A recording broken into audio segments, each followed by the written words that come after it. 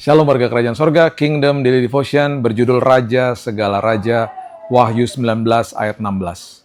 Dan pada jubahnya dan pahanya tertulis suatu nama, yaitu apa? Raja Segala Raja dan Tuan di atas segala Tuan. Dalam Alkitab, julukan Sang Raja bukan sekedar gelar politik. Itu adalah pernyataan otoritas tertinggi, kuasa ilahi, dan kepemimpinan yang sempurna. Raja-raja duniawi memerintah bangsa-bangsa, tetapi Tuhan memerintah alam semesta. Di Perjanjian Lama, Mazmur 47 ayat 7 mengatakan, sebab Allah adalah Raja seluruh bumi. Bermazmurlah dengan nyanyian pengajaran. Tuhan adalah penguasa berdaulat yang memerintah dengan keadilan dan kebenaran. Di dalam Perjanjian Baru, Yesus dinyatakan sebagai Raja segala raja. Gelar yang menekankan otoritas tertinggi atas semua kekuasaan duniawi. Dia bukan tipe raja yang diharapkan orang. Dia lahir di palungan, menunggangi keledai, dan bahkan mengenakan mahkota duri. Namun dia membuktikan kekuasaannya melalui kasih, pengorbanan, dan kemenangan atas kematian. Yesus sebagai raja berarti dia layak mendapatkan kesetiaan penuh kita. Dia memerintah bukan hanya atas bangsa-bangsa, tetapi juga atas hati. Dia adalah raja yang penuh kasih, yang mengundang kita ke dalam kerajaannya yang kekal. Ayat bacaan hari ini mengingatkan kita bahwa ada satu pribadi yang berkuasa di atas segalanya. Yesus, Raja yang menang dari maut, bangkit dari kematian, dan menguasai segalanya.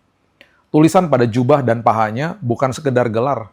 Itu adalah kebenaran yang mendefinisikan hakikat pemerintahannya. Ia bukan raja di antara banyak raja, ia adalah raja di atas segala raja. Bukan sekedar penguasa atas sebagian orang, tetapi penguasa tertinggi atas seluruh ciptaan. Ketika kita merenungkan hal ini, kita dipanggil untuk menyerahkan setiap bagian hidup kita kepada kekuasaannya. Hal itu juga membawa harapan. Tidak peduli betapa kacau atau tidak adilnya dunia ini, Yesus pada akhirnya akan memperbaiki segalanya. Ia akan memerintah dalam keadilan, kebenaran, dan kedamaian. Perhatikan ayat-ayat berikut ini. Yesaya 9 ayat 6-7.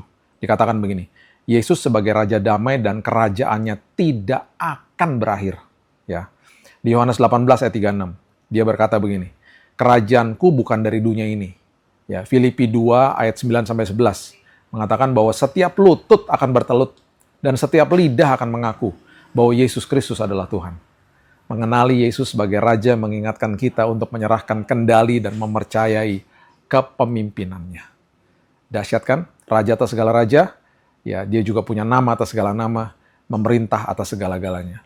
Dia adalah Tuhan yang maha kuasa, dia adalah Tuhan yang maha hadir, dan dia adalah Tuhan yang maha tahu. Itu sebabnya, yuk taruh semua kepercayaan kita kepada dia, Allah yang memerintah, bukan sekedar kehidupan kita saja, tetapi alam semesta ini, dan semua ciptaannya. Betapa indahnya kita menyembah Tuhan yang hidup, Tuhan yang luar biasa, dan Tuhan yang maha kuasa. Mari kita berdoa. Tuhan, masalah kami kecil Tuhan. Nggak ada artinya di hadapan Tuhan yang maha kuasa. Itu sebabnya hari ini Tuhan kami bawa kehidupan kami dalam tangan Tuhan. Sebagai anak-Mu, sebagai orang yang sudah diadopsi masuk ke dalam kerajaan sorga, sebagai orang yang sudah dilayakkan, diberikan kasih karunia, dikasihi tanpa kondisi. Bahkan Engkau telah mati bagi kami sebelum kami lahir. Engkau sudah mengasihi kami sebelum kami punya kesempatan untuk mengasihi-Mu. Itu sebabnya hari ini kami mau serahkan hidup kami, pikiran, hati kami ke dalam tangan-Mu. Kami percaya Engkau adalah Allah yang maha kuasa, memerintah, bukan sekedar hanya di kehidupan kami saja. Kami mau sadar bahwa Engkau adalah Allah yang memerintah alam semesta ini. Semua ciptaan-Mu tunduk kepadamu ya Tuhan. Itu sebabnya Engkau diberikan sebuah gelar yang sangat dahsyat, yang sangat luar biasa. Yaitu Raja atas segala raja. Kami mengucap syukur karena kami mempunyai Engkau sebagai juru selamat kami, mempunyai Engkau sebagai Raja atas hidup kami. Kami serahkan hidup kami, pergumulan kami, apapun yang kami akan hadapi hari ini. Di dalam tangan-Mu yang perkasa.